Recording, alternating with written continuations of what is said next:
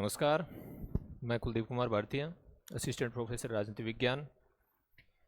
हम चर्चा कर रहे थे भारतीय संविधान के कुछ महत्वपूर्ण अनुच्छेदों पर। इसी क्रम में आज हम चर्चा करने जा रहे हैं अनुच्छेद 31 के संबंध में। अनुच्छेद 31 के 3 पार्ट, 31A, B और C। साथ ही में चर्चा होगी 9वीं अनुसूची पर और संपत्ति के अधिकार पर। अनुच्छेद 31A, B, C को लेकर कई कॉन्फ्लिक्ट रहते हैं। अनुच्छेद 31A किससे जुड़ा हुआ है, B किससे जुड़ा हुआ है, इसके संबंध में संविधान संशोधन क्या हुए थे, वर्तमान में ये हिस्सा है या नहीं है, इन सभी चीजों पर आज हम चर्चा करेंगे।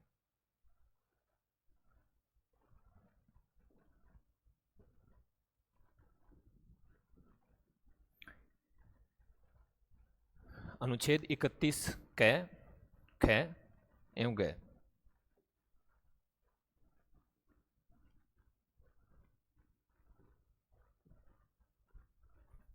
पहली बात तो ये भाग हैं मूल अधिकारों के। भाग 3 मूल अधिकारों के अंतर्गत आते हैं ये।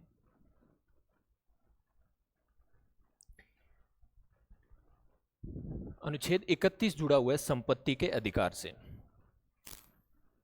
संविधान द्वारा मूल अधिकारों में 7 अधिकार दिए गए थे मौलिक रूप से। वर्तमान में इनमें से केवल 6 अधिकार हमें उपलब्ध है। संपत्ति का अधिकार मूल अधिकार के रूप में नहीं है, एक कानूनी अधिकार के रूप में वर्तमान में हमें उपलब्ध है। संपत्ति के अधिकार की बात करें यदि, जबकि यह संविधान का हिस्सा था मूल अधिकारों के रूप में भाग 3 में, तब यह 2 जगह वर्णित था। एक तो अनुच्छेद 19(1) उसके क्लोज क के अंदर, अंग्रेजी में देखें तो 19(1)F के अंतर्गत ये वर्णित था, जहां पे वर्तमान में अभिव्यक्ति की स्वतंत्रता के संबंध में लिखा गया है, वहीं पे उसके क्लोज में यह वर्णित किया गया था। दूसरा, अनुच्छेद 31 में स्पष्ट रूप से था संपत्ति का अधिकार। 44वें संविधान संशोधन ने इन दोनों को प्रभावित किया। 44वें संविधान संशोधन द्वारा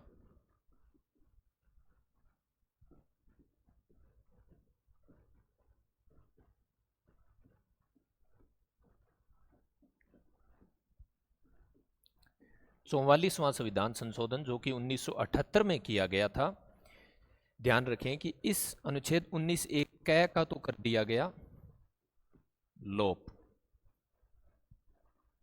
और जो अनुच्छेद 31 के अंदर संपत्ति का अधिकार दिया गया था उसे मूल अधिकारों से हटाकर, संविधान से नहीं, मूल अधिकारों से हटाकर अनुच्छेद 300 क के अंतर्गत एक विधिक अधिकार के रूप में रख दिया गया।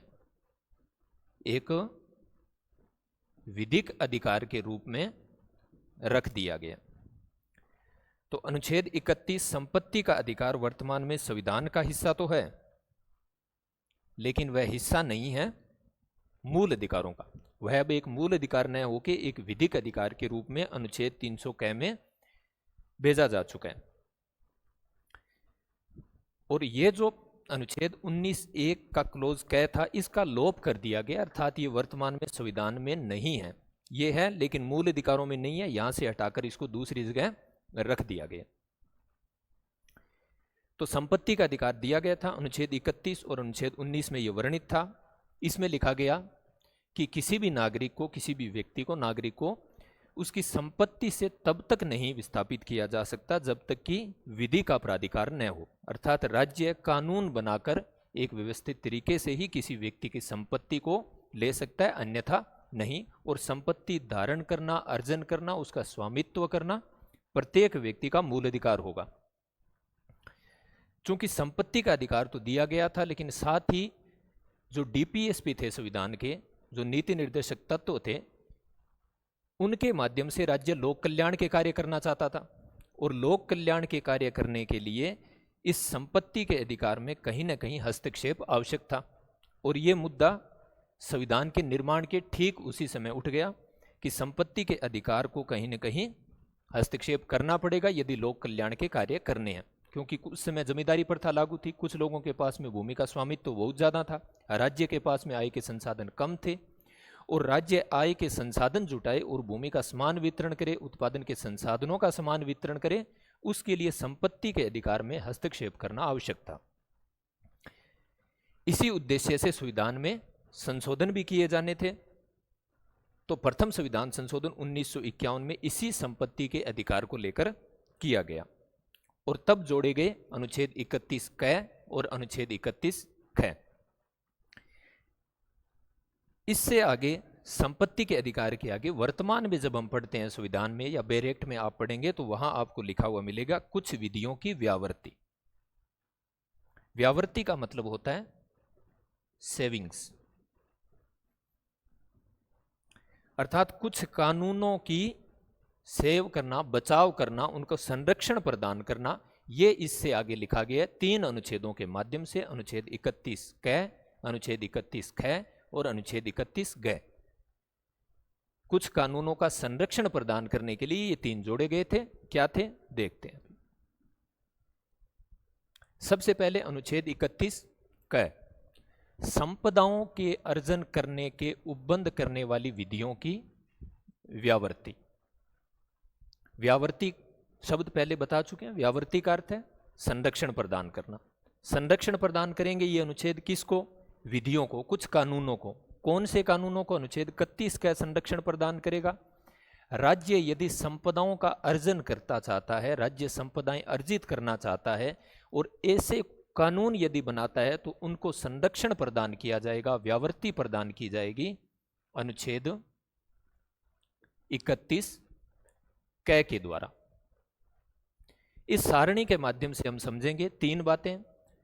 अनुच्छेद एवं संविधान संशोधन, अर्थात कौन से अनुच्छेद की बात चल रही है, किस संविधान संशोधन द्वारा जोड़े गए, क्योंकि मूल रूप से अनुच्छेद 31 क नहीं था, ख नहीं था, ग नहीं था। ये तीनों संविधान संशोधन के द्वारा ही जोड़े गए।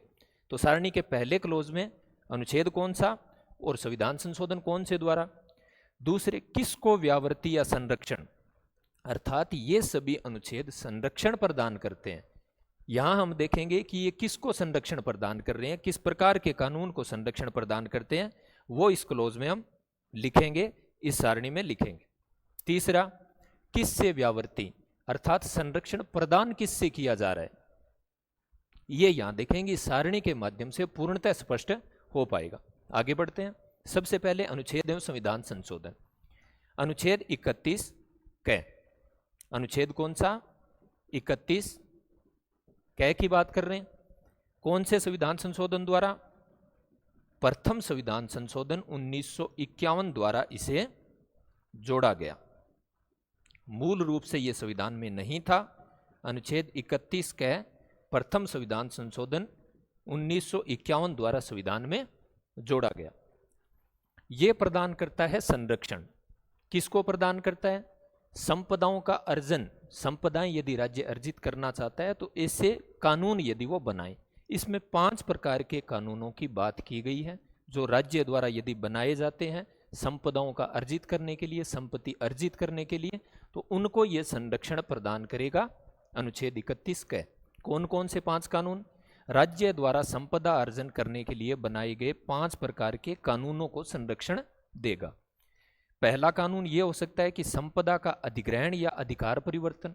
राज्य सरकार या कोई भी सरकार, केंद्र सरकार यदि संपदा का अधिग्रहण करना चाहती है, अपने कब्जे में लेना चाहती है, या उस पर जो अधिकार है किसी व्यक्ति का, किसी समूह का, उसका अधिकार बदल के किसी दूसरे व्यक्ति समूह को या स्वयं ले, ऐसा कानून हो।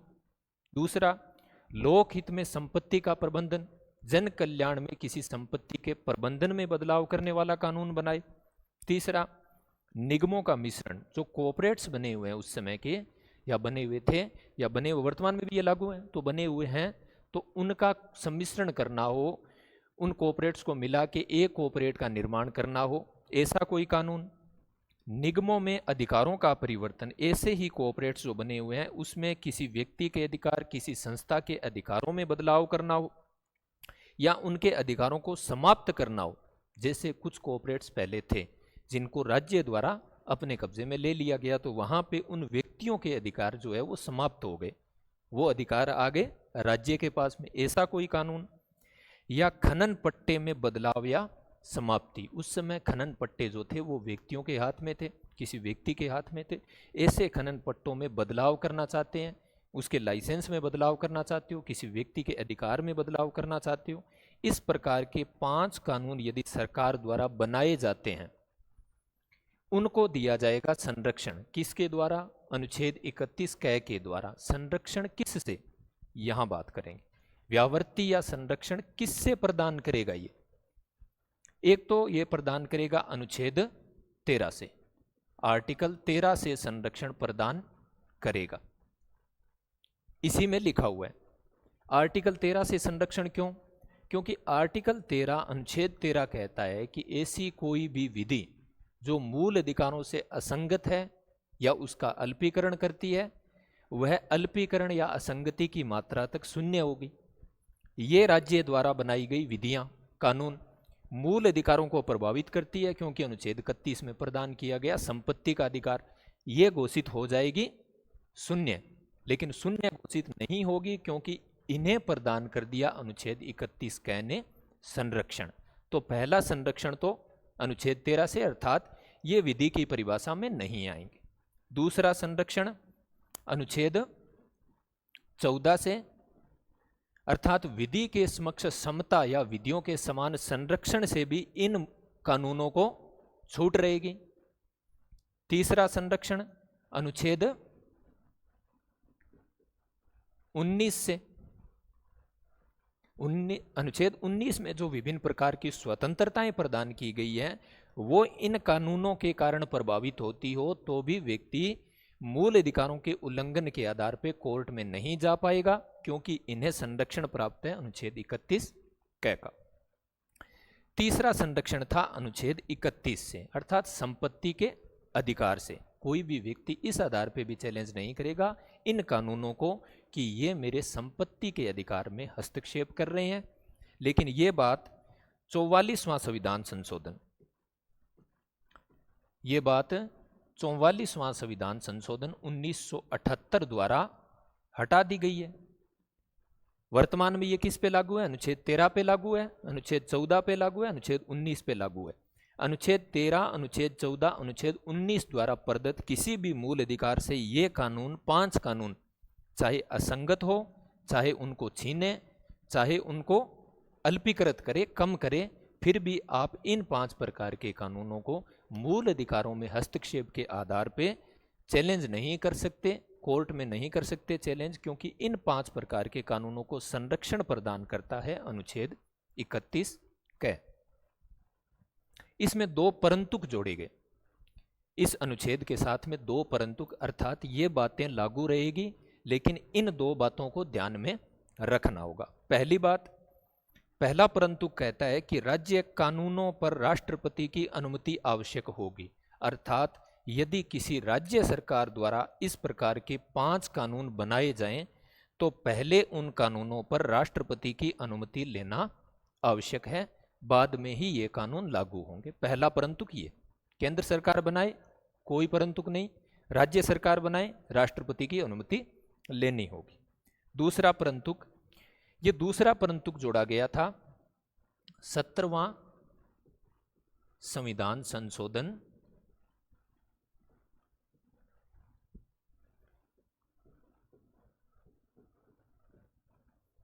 1964 द्वारा। मूल रूप से संविधान में या प्रथम संविधान संशोधन में जब अनुच्छेद 31 क जोड़ा गया था तब ये एक ही परंतुक था, बाद में एक परंतुक और जोड़ा गया 17वें संविधान संशोधन द्वारा। क्या लिखा गया कि कृषि भूमि, यदि एग्रीकल्चर लैंड जो है, जो किसी कृषक की भूमि है, उसको यदि राज्य द्वारा अधिग्रहित किया जाए, इनमें से किसी भी आधार पे, किसी भी कानून द्वारा किसी संपदा को अर्जित किया जाए राज्य द्वारा, तो बाजार मूल्य पर प्रतिकर दिया जाएगा। प्रतिकर का मतलब सीधे शब्दों में कहें तो मुआवजा। यदि राज्य सरकार द्वारा, केंद्र सरकार द्वारा किसी कृषि भूमि को अधिग्रहित किया जा रहा है, तो जो भी बाजार का मूल्य चल रहा है उस समय, उस मूल्य के आधार पे मुआवजा देना होगा, उसके बाद में आप अधिग्रहित कर सकते हैं। यह है अनुच्छेद 31 क, संरक्षण प्रदान करता है संपदाओं के अर्जन करने के लिए राज्य द्वारा बनाए गए 5 प्रकार के कानूनों से किससे संरक्षण? अनुच्छेद 13 से, 14 से, 19 से, 31 से था, जो अब हट चुका है। नेक्स्ट अनुच्छेद 31 ख की बात करते हैं। तीनों ही अनुच्छेद 31 क संरक्षण ही प्रदान करते हैं, लेकिन संरक्षण किसे प्रदान करते हैं और किससे प्रदान करते हैं, याद रखने की बात यही है। दूसरा, ये कब जोड़े गए थे, ये याद रखना है। अनुच्छेद 31 क्या कहता है? कुछ कानूनों का विधि मान्यकरण। यह कहता है कि कुछ कानून विधि मान्यकरण का मतलब होता है कि वो कानूनी रूप से लागू रहेंगे। कानूनी रूप से सही होना। विधि मान्यकरण का मतलब कानूनी रूप से सही होना या विधिक होना, उचित होना। अनुच्छेद 31 ख कहता है कुछ कानूनों को विधि मान्यकरण को संरक्षण प्रदान करता है, अर्थात कुछ कानून जो है उन्हें आप कानूनी रूप से चैलेंज नहीं कर सकते कि वो विधिक रूप से सही है या नहीं है, क्योंकि उन्हें संरक्षण प्रदान कर देगा अनुच्छेद 31 ख। देखते हैं क्या लिखा हुआ है। सबसे पहले वही बात, अनुच्छेद कौन सा है, किस संविधान संशोधन द्वारा जोड़ा गया? अनुच्छेद है 31, इंग्लिश में लिखें तो ये बी हो जाएगा। 31 ख कब जोड़ा गया? प्रथम संविधान संशोधन 1951 के द्वारा ही जोड़ा गया। ये भी,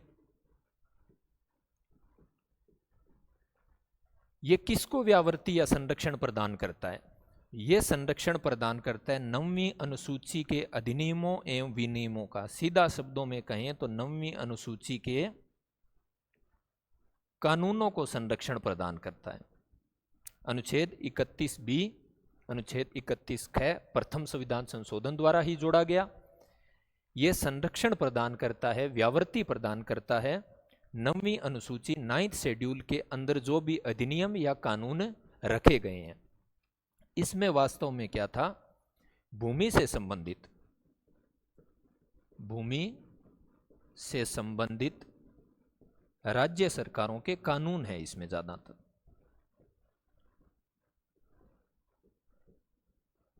भूमि से संबंधित कानून, जमींदारी प्रथा का उन्मूलन वगैरह, ये सब कानून इसी में रखे गए थे। और ये कानून जो है वो कहीं ना कहीं संपत्ति के अधिकार को प्रभावित कर रहे थे। इसलिए इन कानूनों को बनाया जाए, रखा जा सके, इनको संरक्षण प्रदान करना आवश्यक था, क्योंकि इन कानूनों के माध्यम से राज्य द्वारा, सरकार द्वारा जो डीपीएसपी उनको लागू करने का प्रयास किया जा रहा था, जिससे जो कमजोर और पिछड़े वर्ग हैं उनको फायदा दिया जा सके। तो ऐसे कानून अगर मूल अधिकारों को प्रभावित करेंगे तो फिर ये कानून लागू नहीं रह पाएंगे। इसलिए इनको संरक्षण प्रदान करना पड़ेगा। इन कानूनों को 9वीं अनुसूची जोड़ी गई, 9th शेड्यूल जोड़ी गई प्रथम संविधान संशोधन द्वारा, अनुच्छेद 31 बी के द्वारा, और इन कानूनों को संरक्षित किया गया। ये जरूर ध्यान में रखें कि ये कानून संरक्षण किसको प्रदान, ये अनुच्छेद संरक्षण किससे प्रदान करता है? व्यावर्ती तो ये प्रदान कर रहा है। ये अनुच्छेद 9वीं अनुसूची के अंदर जो भी कानून रखे हुए हैं उनको संरक्षण प्रदान करता है भाग 3 के अंतर्गत जो सभी मूल अधिकार हैं। महत्वपूर्ण बात क्या है? सभी मूल अधिकारों से और साथ ही न्यायालय के आदेशों से। कौन से आदेश? जो इन कानूनों के विरुद्ध में जारी किए जाए, न्यायालय के आदेश, डिक्री वगैरह, ये सब। दोबारा देखें, अनुच्छेद 31 ख प्रथम संविधान संशोधन द्वारा जोड़ा गया, 9वीं अनुसूची जोड़ी गई, जिसमें जो 9वीं अनुसूची में जो कानून रखे गए हैं उनको ये संरक्षण प्रदान करेगा। किससे संरक्षण प्रदान करेगा? सभी मूल अधिकारों से। अनुच्छेद 31 क की जब हमने बात की तो अनुच्छेद 13, अनुच्छेद 14, अनुच्छेद 19 से ही संरक्षण वो प्रदान कर रहा था। ये अंतर ध्यान में रखें। अनुच्छेद 31 ख सभी मूल अधिकारों से संरक्षण प्रदान करता है इन कानूनों को, और साथ में यदि किसी न्यायालय द्वारा ऐसे आदेश जारी किए जाते हैं जो इन कानूनों को क्षति पहुंचाए तो उनसे भी संरक्षित ये करेगा, अर्थात ये चीजें इसको चैलेंज नहीं कर सकती। अनुच्छेद 31 ख कोई परंतुक नहीं है इसमें। किससे जुड़ा हुआ है? 9वीं अनुसूची के कानूनों से। अंतिम अनुच्छेद अपना अनुच्छेद 31 गए, क्या कहता है? कुछ निदेशक तत्वों को लागू करने वाले कानूनों की व्यावृत्ति या संरक्षण। अनुच्छेद 31 गए बात करता है कि कुछ डीपीएसपी को, कुछ निदेशिक तत्वों को लागू करने के लिए यदि कोई कानून बनाए जाते हैं तो उनको ये संरक्षण प्रदान करेगा। डीपीएसपी वो चीजें थी जिनके माध्यम से लोक कल्याण के कार्य राज्य द्वारा किए जाने थे, लेकिन डीपीएसपी को यदि सरकार लागू करती है तो प्रभावित होते हैं मूल अधिकार। मूल अधिकार प्रभावित होते हैं तो अनुच्छेद 13 ऐसी विधि बनाने से रोकता है और न्यायालय में जाने का अधिकार प्रदान कर देता है, अनुच्छेद 32 और 226, और फिर वो विधि हो जाएगी शून्य घोषित। तो सरकार जो है वो डीपीएसपी को लागू नहीं कर पाएगी। डीपीएसपी को लागू नहीं कर पाएगी तो राज्य लोक कल्याण के कार्य नहीं कर पाएगा। इसी समस्या से बचने के लिए यह अनुच्छेद जोड़ा गया था। सारणी के अनुसार अनुच्छेद और संविधान संशोधन, तो अनुच्छेद 31 सी की बात हो रही है। यहां पे अंतर है, ध्यान रखें। किस संविधान संशोधन द्वारा जोड़ा गया? 25वां संविधान संशोधन 1971 द्वारा तो इसे जोड़ा गया। अनुच्छेद 31 सी जो है, अनुच्छेद 31 गए जो है, वो 25वां संविधान संशोधन 1971 के द्वारा इसे जोड़ा गया था। मूल रूप से यह संविधान का हिस्सा नहीं था। 25वें संविधान संशोधन 1974 द्वारा जोड़ा गया तो यह संरक्षण किसको प्रदान करता है? यह प्रदान करता है अनुच्छेद 39 डीपीएसपी में, नीति निर्देशक तत्वों में, अनुच्छेद 39 का खंड ख या ग, इनको लागू करने के लिए कोई भी कानून यदि बनाया जाता है, अनुच्छेद 39 के खंड ख या ग, इसमें मूल रूप से लिखा हुआ है कि उत्पादन के संसाधन जो है उस पे राज्यों का नियंत्रण रहे, सभी व्यक्तियों को भौतिक संसाधनों पे हिस्सा मिले, आर्थिक जो हमारे संसाधन है वो किसी एक व्यक्ति के हाथ में केंद्रित न हो जाए, ऐसी चीजों से रोकने के लिए राज्य कानून बनाएगा। अनुच्छेद 39 ख या ग के अंतर्गत ऐसे कानून जो है उनको संरक्षण प्रदान करेगा अनुच्छेद 31 ग। दूसरा, 25वें संविधान संशोधन द्वारा एक बात तो ये लिखी गई, दूसरा क्या लिखा गया? ऐसे कानूनों की न्यायिक समीक्षा से भी ये संरक्षण प्रदान करेगा। अर्थात ऐसे कानून अनुच्छेद 39 ख या ग को जो लागू करने के लिए बनाए जाते हैं उनकी न्यायिक समीक्षा नहीं की जा सकेगी क्योंकि उनको संरक्षण प्राप्त है अनुच्छेद 31 ग का। किससे व्यावृत्ति या संरक्षण प्रदान करता है? एक तो न्यायिक समीक्षा से, दूसरा अनुच्छेद 13 से, अनुच्छेद 14 से, अनुच्छेद 19 से। अर्थात इसके अंतर्गत अनुच्छेद 39 ख या ग के अंतर्गत कोई कानून बनाया जाता है, वो चाहे अनुच्छेद 13 के अंतर्गत या अनुच्छेद 13 का उल्लंघन करे, अनुच्छेद 14 का उल्लंघन करे या अनुच्छेद 19 के अंतर्गत प्रदत्त मूल अधिकारों का उल्लंघन करें, उसे आप विधि विरुद्ध घोषित नहीं करवा सकते क्योंकि उसे संरक्षण प्राप्त है अनुच्छेद 31 ग का। इसमें अनुच्छेद 31 भी शामिल था, लेकिन कब हटा दिया गया? 44वां संविधान संशोधन 1978 द्वारा इसे हटा दिया गया। इसी समय साथ में यह लिखा गया था कि ऐसे कानूनों की न्यायिक समीक्षा नहीं की जाती। कौन से कानून? जो अनुच्छेद 39 ख या ग को लागू करने के लिए बनाए जाएं। लेकिन केशवानंद भारतीवाद, केशवानंद भारतीवाद 1973, केशवानंद भारतीवाद 1973 में यह बात जो है वो रद्द घोषित कर दी गई। इसे क्या कर दिया गया? रद्द कर दिया गया या शून्य घोषित कर दिया गया।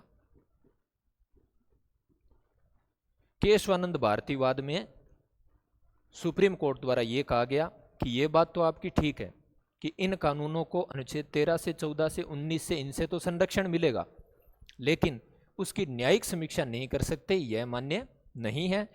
इन कानूनों की न्यायिक समीक्षा तो हम कर सकते हैं। इसमें मूल रूप से क्या लिखा हुआ था कि यदि सरकार द्वारा इसके अंतर्गत कोई कानून बनाया जाए तो न्यायालय क्या समीक्षा नहीं करेगा कि ये कानून डीपीएसपी के अंतर्गत बनाया गया है या नहीं। मान लीजिए सरकार जो है किसी व्यक्ति की संपत्ति में हस्तक्षेप कर रही है और बाद में ये कह दे राज्य सरकार या केंद्र सरकार कि हमने तो ये कानून अनुच्छेद 39 ख या ग को लागू करने के लिए बनाया गया, तो ये बात कहाँ प्रूव होगी कि इसको लागू करने के लिए बनाया गया था या नहीं किया गया था? क्योंकि यदि इसको लागू करने के लिए बनाया गया तो मूल अधिकारों से संरक्षण मिल गया इसको, अर्थात मूल अधिकार प्रभावित किए जा सकते हैं। ये बात प्रूव कर सकते हैं कोर्ट।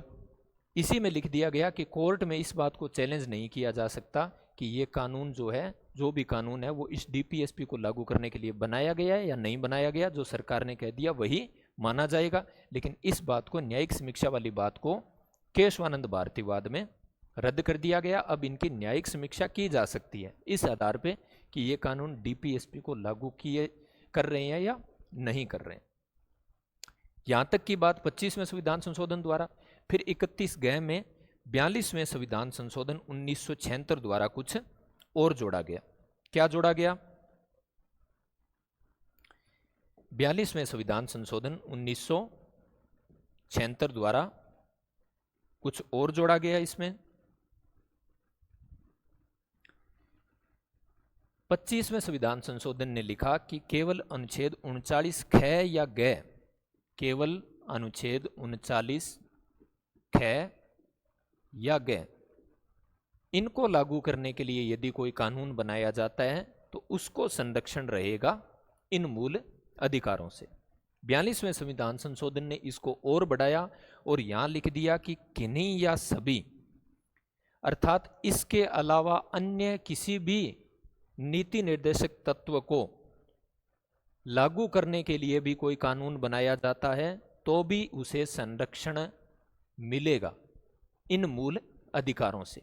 अनुच्छेद 39 ख या ग, इनको लागू करने के अलावा अन्य किसी भी नीति निर्देशक तत्व को लागू करने के लिए भी कोई कानून बनाया जाए तो उसे भी संरक्षण मिलेगा। अर्थात यहां पे लिख दिया गया किन्हीं या सभी डीपीएसपी को लागू करने वाले कानून। ये जो बात थी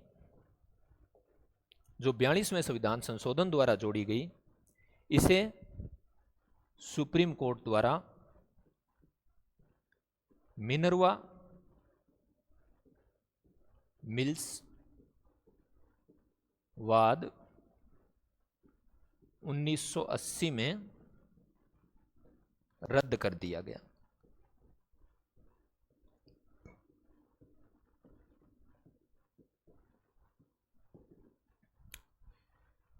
मिनर्वा मिल्स वाद में कोर्ट ने कहा कि अनुच्छेद 39 ख ग वाली बात सही है आपकी, लेकिन सभी निर्देशक तत्वों को लागू करने के लिए आप ऐसा कानून नहीं बना सकते। यदि ऐसा कानून बनाते हो तो उसे मूल अधिकारों से संरक्षण नहीं मिलेगा। अनुच्छेद 13 से 14 से 19 से उसे संरक्षण नहीं मिलेगा, क्योंकि ये बात जो 42वें संविधान संशोधन द्वारा जोड़ी गई उसे हटा दिया गया, रद्द कर दिया गया मिनर्वा मिल्स वाद में। वर्तमान में कौन सी बात लागू है? केवल ये भी नहीं लागू है क्योंकि ये केशवानंद भारती द्वारा हटा दी गई, न्यायिक समीक्षा हो सकती है। ये भी नहीं लागू है क्योंकि इसे हटा दिया गया मिनर्वा मिल्स वाद के द्वारा, केवल इनको संरक्षण है इनसे। इसमें एक परंतुक है। क्या लिखा गया है? वही कि राज्य विधानमंडल ऐसे कानून बनाता है अनुच्छेद 39 ख या ग को लागू करने के लिए, तो उस पे राष्ट्रपति की अनुमति जो है वो आवश्यक होगी। राष्ट्रपति की अनुमति के बिना ऐसा कानून नहीं बनाया जाएगा। ये थे अनुच्छेद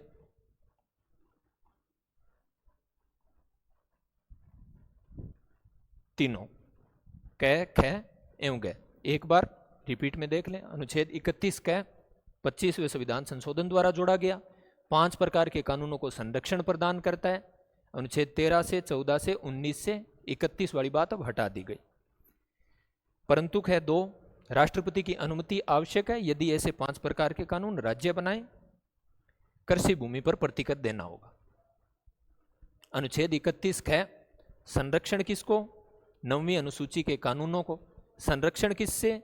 सभी मूल अधिकारों से। ऐसा क्वेश्चन बन सकता है, मिलान करने वाला क्वेश्चन बन सकता है, सीधा पूछा जा सकता है। अंतर क्या है? तो ये संरक्षण प्रदान करता है सभी मूल अधिकारों से। कब जोड़ा गया? प्रथम संविधान संशोधन द्वारा। अनुच्छेद 31C कब जोड़ा गया? 25वें संविधान संशोधन द्वारा। संरक्षण किसको? डीपीएसपी के अनुच्छेद 39 ख या ग के अंतर्गत बनाए गए कानूनों को। किससे संरक्षण? 13, 14, 19 को। 25वां और 42वें संविधान संशोधन पे बात हम कर चुके। ये था अनुच्छेद 31 क, ख और ग। धन्यवाद।